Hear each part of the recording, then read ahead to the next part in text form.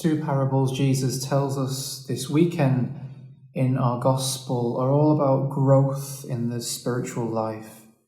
And they're very well timed in that gospel because they're positioned just as the disciples, Jesus' disciples, are getting things wrong.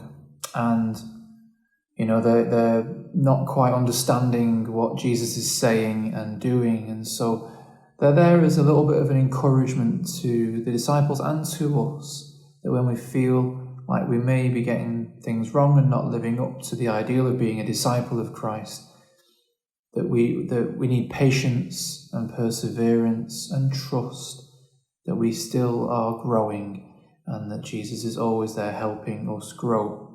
And those of you who are gardeners will understand these parables maybe a bit better than most as well, that sense of tending to something and just allowing it to grow and taking time and persevering. Because with the first parable, we've got this person who has thrown some seed out onto the ground, and then somehow, without this person understanding and knowing how the seed is growing, it grows, and it says night and day while this person sleeps and while they're awake. It's growing, and then the land produces the crop, and then this person knows when the crop is ready and then reaps it.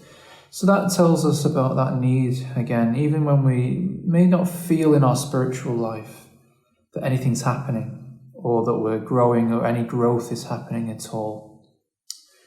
To have that perseverance and patience and faith and trust, really, that something is happening, that somehow God is guiding us, His hand is guiding us, that He is working in our life, that the seed is sown in us and it is growing. And it's when we see the crop being produced, when the land produces the crop, another metaphor, that the fruits, when we're starting to bear fruits, then we know that there is growth. But sometimes it just takes a while. It's that time it takes for things to grow. The seed is sown, and through patience and time and perseverance and trust, then it produces amazing things.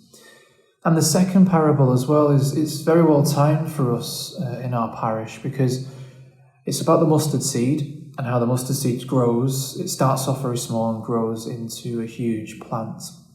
And it's one of the themes that Father John uses with our Holy Communion children. He shows them a mustard seed, or he even gives a mustard seed to some of them as well.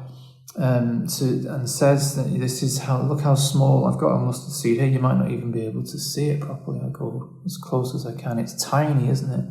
Very small.